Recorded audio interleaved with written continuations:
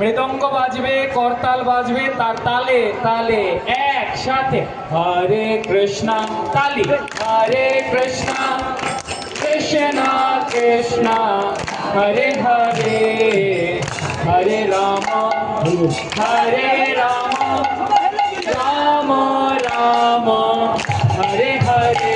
সবাই একসাথে তালে তালে যারা দাঁড়িয়ে আছেন সকলে একবার একটু হরিনামে তালি দিয়ে কীর্তন করুন। গৌর হরি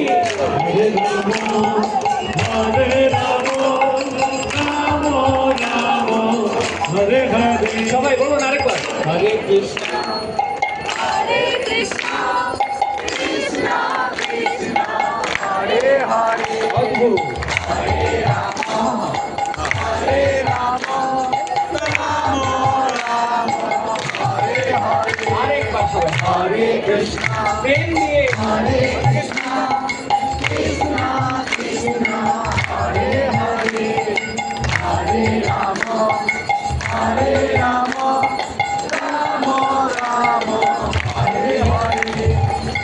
ছোটবেলায় কি হতো, তখন মা আমাদেরকে বাবা আমাদেরকে ভুলিয়ে ভালিয়ে ওষুধ খাইয়ে দিত। কেন জানে আমরা ওষুধ খাবো না, কিন্তু ওষুধটা কিন্তু আমাদের মঙ্গলের জন্য।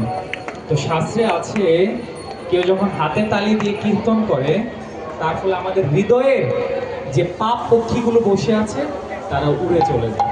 ঠিক যেমন আপনি একটি গাছের সামনে গিয়ে তালি বাজালেন, কি হয়, গাছের পাখিগুলো উড়ে চলে যায়।